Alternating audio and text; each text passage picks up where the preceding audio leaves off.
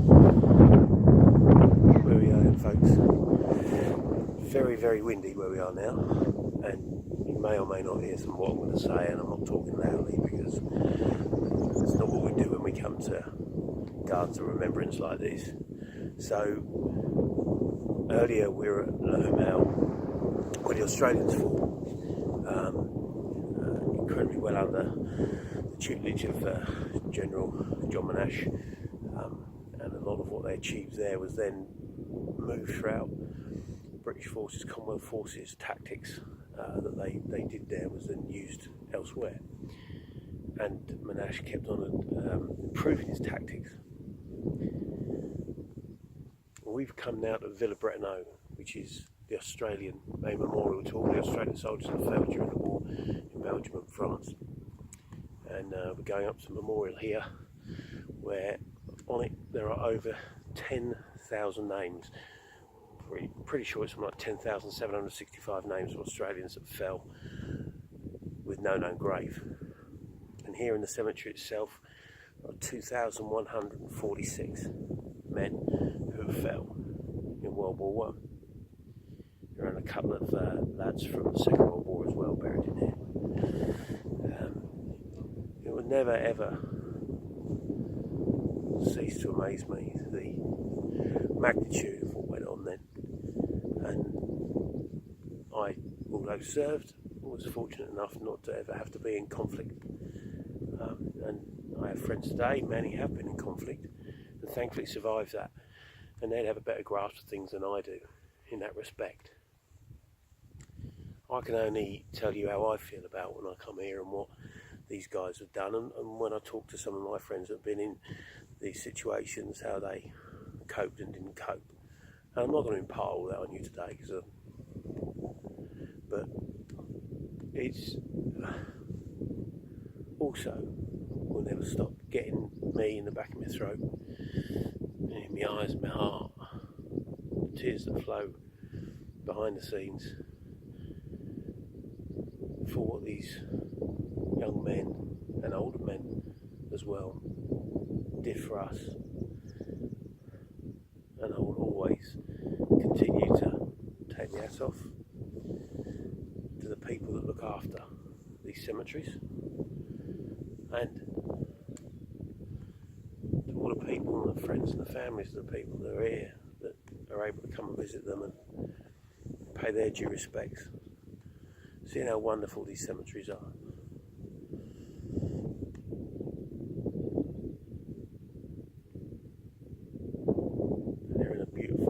Spot here, just outside Villers, and we're fortunate enough to be here on a day today with the sun shining. But even when the sun isn't shining and it's raining, these places are still looked after immaculately. And might I say, we've done it many a time.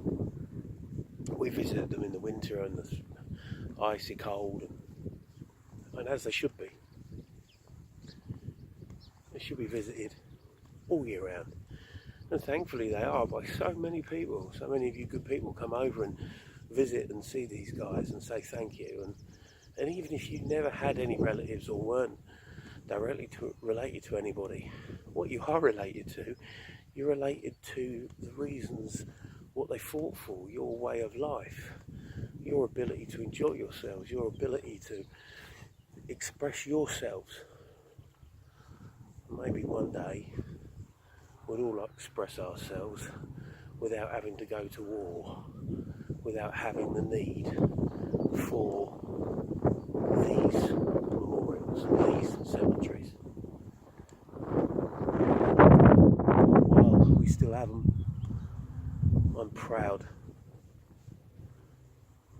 of what these lads achieved, and I'm proud to say I was a serving man, and I'm proud of the way they're looked after, because they're quite magnificent. So as we march on up to the panels, I'm going to spin you around.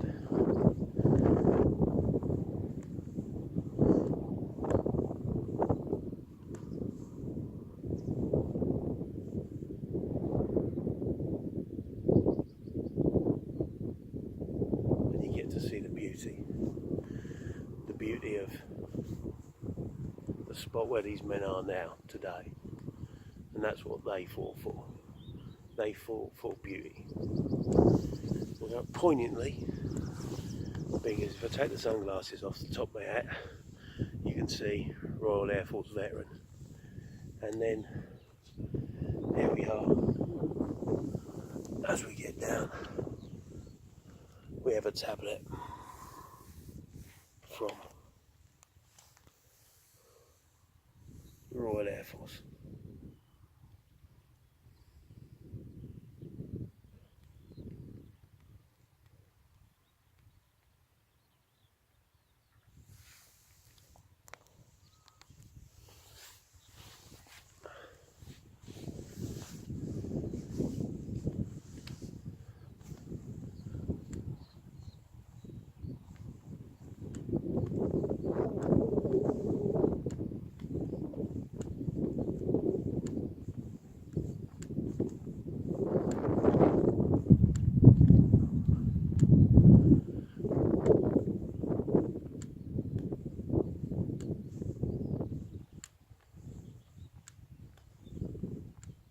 Although this is the memorial for the Australians, obviously in this Garden of Remembrance it's not just Australians.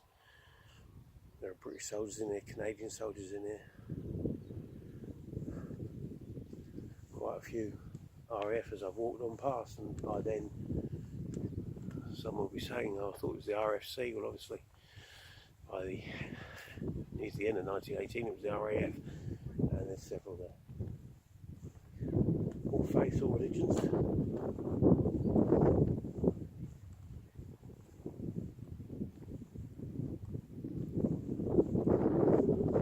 Types. One thing in common.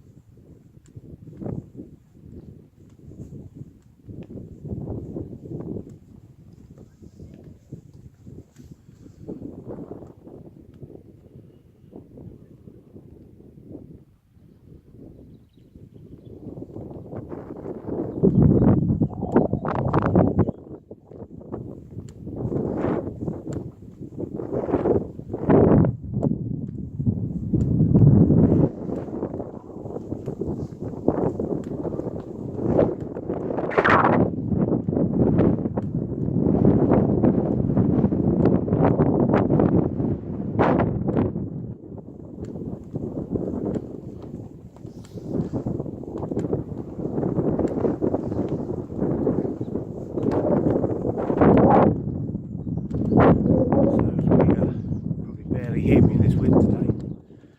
As we get up to the top of the set,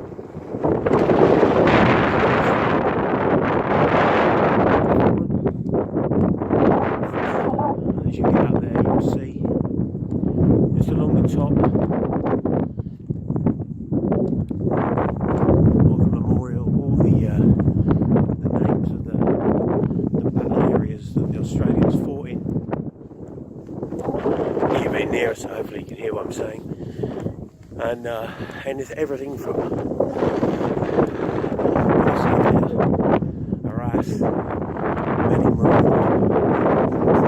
Passchendaele, Pearl Capelle, Azebrook, Amel, Marne, Amiens, St Quentin in the Bow Line.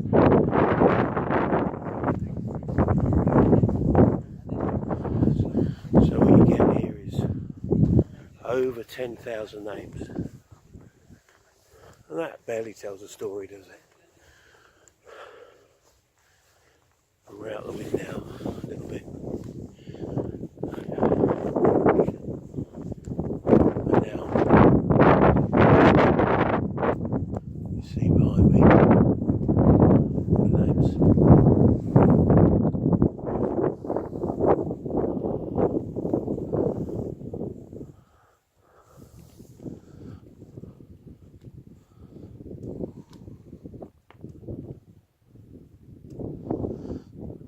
And you see things like Quirk served as Clark W. May have enlisted somewhere else, didn't like it, wanted to be with some friends, changed, went on. Every name that there is possible. You think you've got an unusual name and you won't find someone with it? Well, generally you will.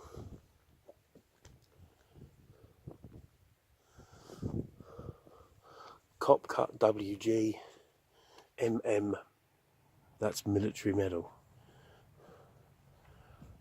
JW Rawdon, DCM, military medal. DCM, JD Lihu, DCM, a military medal.